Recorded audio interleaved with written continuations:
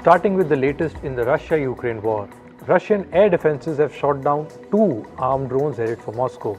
This is according to Moscow's mayor, Sergei Sobyanin. He said one drone was downed on the southern outskirts of the city and the second was shot down in the Minsk highway area. This was the third attempted drone attack on Moscow within a week. Ukrainian President Volodymyr Zelensky has said that the country will fight back against Russia in the Black Sea. This is to ensure that its waters are not blockaded and it can import and export grain. Zelensky's comments come as Ukrainian maritime drones packed with explosives damaged a Russian warship and a tanker. Tension in the Black Sea escalated last month since Russia withdrew from a deal that allowed the safe export of grain. Germany has offered to extend the deployment of 3 Patriot air defense units in Poland until the end of 2023. Along with this, some 300 German soldiers have been sent to the Polish town of Zamość. It's about 50 kilometers away from Ukraine's border. The deployment began after a stray Ukrainian missile struck a Polish village in November. It raised fears of the war in Ukraine spilling over the border. US Secretary of State Antony Blinken has said that Russia's Wagner mercenary group is taking advantage of instability in Niger. Blinken said he does not think that Russia or Wagner instigated Niger's coup.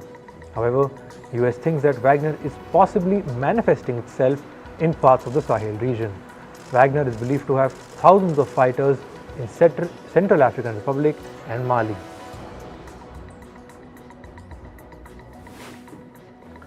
Pakistan's Prime Minister Shehbaz Sharif will write to the country's President Arif Alvi to dissolve the National Assembly. This will bring the current government's term to a premature end.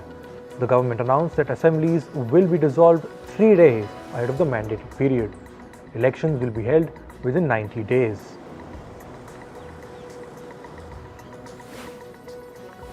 The World Bank has announced that it will halt new loans to Uganda. This is because the country's controversial anti-LGBTQ law. The lender said, and I quote, Uganda's Anti-Homosexuality Act fundamentally contradicts the World Bank Group's values. The law imposes capital punishment for quote-unquote aggravated homosexuality.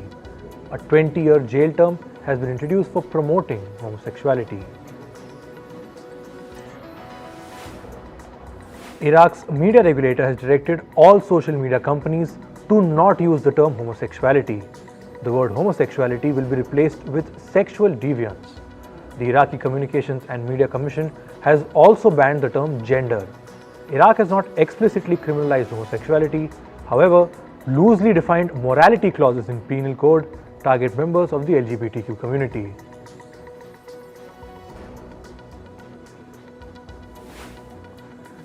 US President Joe Biden has said that he will be traveling to Vietnam shortly. This is because the country wants to elevate its relationship with the US and become a major partner. Biden made remarks while speaking at a fundraiser in New Mexico. In April, Vietnamese Prime Minister Pham Minh Chinh and US Secretary of State Antony Blinken had expressed a desire to deepen ties.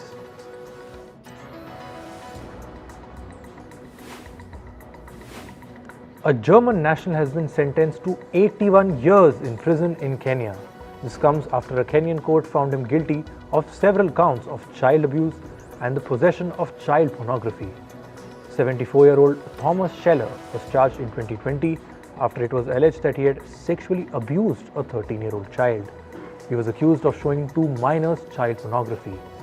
Scheller was arrested outside the German embassy in Nairobi. Japan held a ceremony to mark the 78th anniversary of the Nagasaki atomic bombing. Japanese Prime Minister Fumio Kishida addressed attendees via video message. The Nagasaki atomic bombing happened 3 days after a nuclear attack was carried out in Hiroshima. The 2 bombings killed more than 200,000 people. Thousands more died later due to injuries and radiation-related illnesses.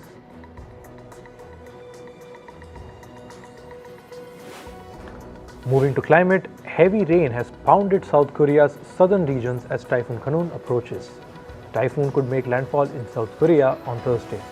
It has forced authorities to cancel all flights at the Jeju International Airport. The storm has also prompted the closure of dozens of sea routes and roadways.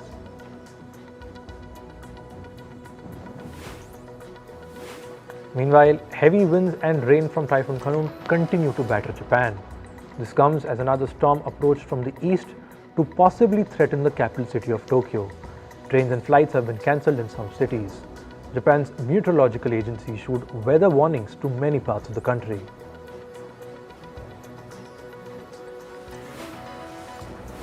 Strong winds, intense rain and landslides hit parts of Norway. Villages have been flooded, power lines have been knocked out and transport has come to a standstill. Norwegian emergency services have evacuated hundreds of people in various locations.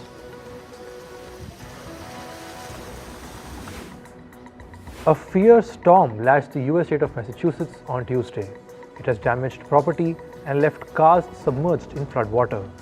A building sustained severe damage after the heavy downpour.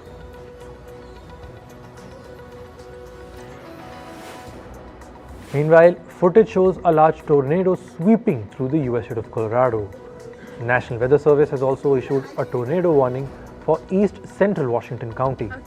Americans are enduring extreme weather throughout the country. Heat waves, thunderstorms, hail, and flooding and tornadoes are all wreaking havoc. A video shows an unusual water spout phenomenon in Italy's Abruzzo region. Water spouts are tornadoes that occur over a body of water but never reach the land. They are characterized by a funnel-shaped cloud. Smoke from fires raging across Russia's vast forest wilderness has engulfed the eastern city of Yakutsk. It has forced citizens to close doors and windows despite the summer heat. Residents are now wearing breathing masks. Emergencies have been declared in 7 regions of Russia due to the fires. Around 4,000 people are currently involved in fighting the fire. Leaders of 8 South American countries have pledged to protect the Amazon rainforest. This was during the Amazon summit in the Brazilian city of Belém. The countries signed a joint declaration to promote sustainable development and end deforestation. However, the summit stopped short of agreeing to key demands by environmentalists and indigenous groups. This includes a pledge to end illegal deforestation by 2030 and oil exploration in the Amazon region. Meanwhile, the illegal dumping of industrial waste is polluting the Brazilian city of Belém. It is threatening the flora, fauna and livelihoods of those living near the region. Belém is the main entry point for the Amazon rainforest. The city is also the host of the Amazon Summit.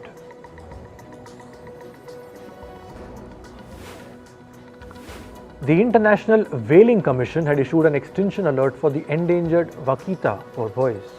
A report by the IWC showed an 83% drop in the vaquita population between 2015 and 2018. Its population is estimated to have shrunk to less than a dozen. On to business and tech now. Reports say Walt Disney has created a task force to study artificial intelligence. The company wants to see how AI can be implemented across its businesses. The task force was reportedly formed earlier this year. It is looking to develop in-house AI applications and form partnerships with startups. Disney's move comes despite the ongoing strike among Hollywood actors and writers. They are concerned that AI may pose an existential threat to their jobs. Reports say Universal Music and Google are in talks to license artists' voices and melodies. This is for artificial intelligence generated songs or AI generated songs. The goal is to develop a tool for fans to create tracks legitimately using the artist's AI voices. It will also pay the owners holding the copyright. The report added that artists are free to opt out of the process. A US judge has rejected Google's bid to dismiss a lawsuit. The lawsuit claims that the tech giant invaded the privacy of millions of people by secretly tracking their internet usage. The suit alleges that Google's analytics, cookies and apps let the company track their user activity. This is even when they set the Google Chrome browser to incognito mode and other browsers to private browsing mode. Canadian news industry groups have asked the country's antitrust regulator to investigate Meta platforms. This is over the company's decision to block news on its platforms in the country. The publishers accuse Meta of abusing its dominant position in the market. Last week, Meta started blocking news on its Facebook and Instagram platforms for all users in Canada. This was in response to a law requiring some companies to pay for sharing news articles. Meanwhile, Meta Platforms is asking a court in Norway to stop a fine imposed by the country's data regulator. Norway's data regulator fined Facebook's parent company over privacy breaches. Meta is now asking for a temporary injunction against the order. The company's petition will be presented on the 22nd of August during a two-day hearing.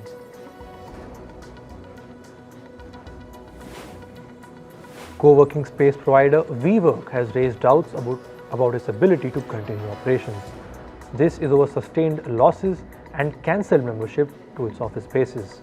The company has said it will try to cut costs, increase revenue, and raise capital over the next 12 months.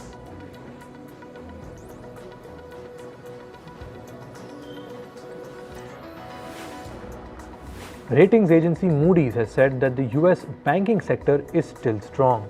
This is after the agency downgraded some small to mid-sized lenders yesterday. The company has also warned that it may cut the ratings of several other banks. The company's managing director Anna Arsov said that the move was in response to some economic headwinds. Arsov added that it did not mean to indicate that the system is broken. US regulators have fined 9 Wall Street companies more than $500 million. This includes companies like Wells Fargo, BNP Paribas, and Societe Generale. The fine is over company employees using personal messaging apps to discuss deals, trades, and other business. Taiwanese chipmaker TSMC has said that its board has approved the construction of the firm's first European factory.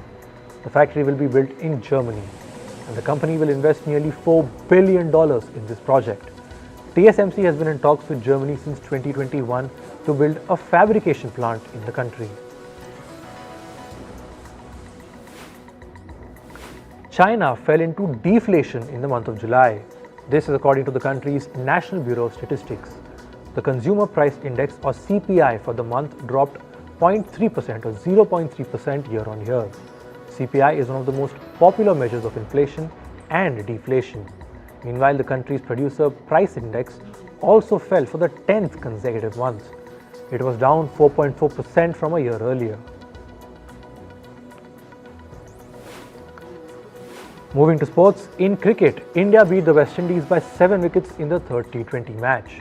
The West Indies batted first and scored 159 runs for the loss of 5 wickets in their innings. Then, Indian batter Surya Kumar Yadav stole the show. He smashed 83 runs in just 44 balls. India chased down their target with 13 deliveries remaining.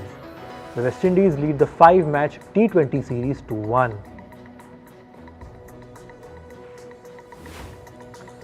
Veteran pacer Trent Boult has been included in New Zealand's team. This is for their upcoming one-day international series against England. 34-year-old Trent Boult will join the Kiwi squad after a gap of almost 12 months. Meanwhile, Kyle Jamieson has also been included in the 15-man squad. New Zealand will play 5 ODI matches against England from the 8th to the 15th of September.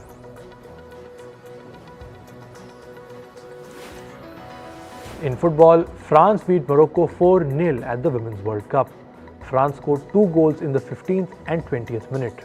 Then Eugene Lee Sommer's double sealed a thumping win for France. They will next play co-hosts Australia in the quarter-final on Saturday. Meanwhile, Colombia beat Jamaica 1-0 at the World Cup. Catalina Usme scored the only goal of the match in the 51st minute. Colombia have now reached a Women's World Cup quarter-finals for the first time, and they will play England on Saturday.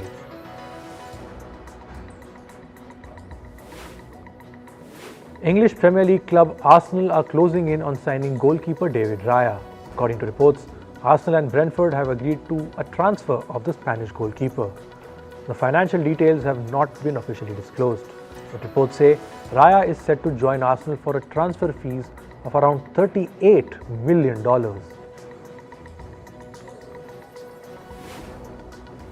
Chelsea forward Christopher Nkunu has been ruled out for an extended period. The Frenchman has undergone surgery after suffering an injury to his right knee.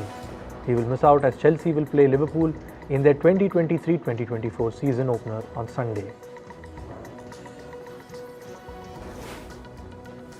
The Champions League qualifier between clubs AEK Athens and Dynamo Zagreb was postponed. This was after fans of the two clubs clashed against each other yesterday. One fan of AEK Athens died in the violence after he was stabbed multiple times. At least 8 other fans were wounded.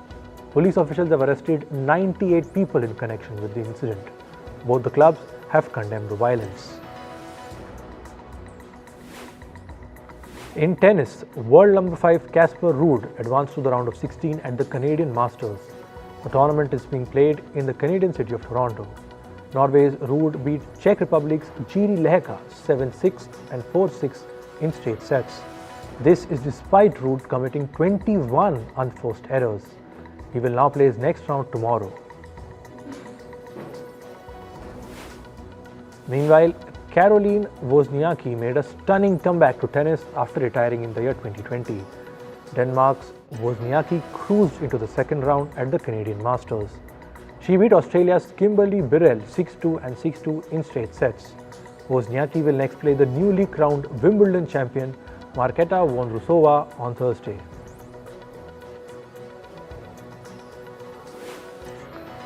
India's shot put champion Tajinder Singh Toor has pulled out of this year's World Athletics Championship. The World Athletics Championship will be held in Hungary from the 19th to the 27th of August.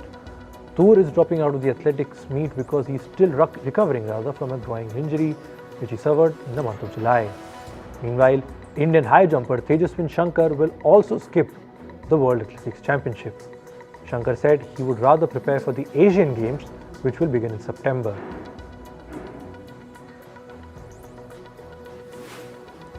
In entertainment, Canadian rapper Tory Lanez has been sentenced to 10 years in prison. He has been sentenced for shooting fellow artist Megan Thee Stallion during an argument in the year 2020. The sentence comes 7 months after his conviction in the case. He was found guilty of carrying a loaded and unregistered firearm in a vehicle, with assault with a semi-automatic handgun, and discharging a firearm with gross negligence. Lanez's attorney has called the sentencing incredibly harsh. Actor Billy Porter has revealed that he had to sell his house amid the ongoing Hollywood writers' strike in order to save money. He said, and I quote, "I was supposed to be in a new movie and on a new television show starting in September. None of that is happening now." The actor also criticized Disney CEO Bob Iger for saying that the WGA and SAG-AFTRA strikers were not being realistic with their demands. American talent company Endeavor's CFO Jason Lublin has said that the Hollywood strike is likely to cost the firm about $25 million per month in revenue. Endeavor CEO Ari Emanuel added that it will be months, not days, before the business comes back up. Emanuel also clarified that his company continues to be aligned with its actor and writer clients. Actor Alexa Davalos will not be returning in the 5th season of CBS's FBI Most Wanted. So far, there is no hint on who will play the character of Special Agent Christine Gaines. Davalos joined the drama series in the beginning of Season 3. Amid 2 Hollywood strikes, it is unclear when the show will return for a 5th season. Jeff Rowe, the director of Teenage Mutant Ninja Turtles Mutant Mayhem, and the movie's producers have said that animators of the movie were taken care of and were not overworked. They said that the staff could work on the movie while maintaining a good work-life balance. Rowe revealed that the staff worked 3 days a week, while some opted to work from home in Scotland. Nominations for the 2023 MTV Video Music Awards are out. Singer Taylor Swift has 8 nominations, including Video of the Year, Artist of the Year, and Song of the Year. Other artists nominated in the Video of the Year category are Miley Cyrus for Flowers, Sam Smith for Unholy, and Doja Cat for Attention. Artists nominated for Song of the Year are Rima and Selena Gomez for Calm Down, Olivia Rodrigo for Vampire, and Steve Lacy for Bad Habit. The Made in America festival has been cancelled this year. Organizers have cited severe circumstances outside of production control behind the decision. The headliners for the event included singer Lizzo. She recently faced a lawsuit for sexual harassment and creating a toxic working environment. Sex and the City star Chris North has admitted to straying from his wife. He also doubled down on denying sexual assault claims. In December 2021, several women accused Chris North of sexual assault. North called the accusations ridiculous. His Sex and the City character, Mr. Big, is no longer part of the spin-off. In fact, his co-stars Sarah Jessica Parker, Cynthia Nixon, and Christine Davis issued a joint statement in support of the accusers, commending them for coming forward. Actor Jada Pinkett Smith has shared a glimpse of her hair growth journey. In an Instagram post, Smith said, "This hair is acting like it's trying to make a comeback. Still have some trouble spots, but we'll see." The actor has spoken about her battle with alopecia over the years. Alopecia is a form of hair loss that can be hereditary or because of hormonal changes. And finally, streaming platform Max will be paying a tribute to late actor Angus Cloud. An in memoriam card will be added to some episodes of the drama series called Euphoria. Cloud played the role of a drug dealer in the show. The actor's mother recently shed light on his final moments and clarified that his death was unintentional.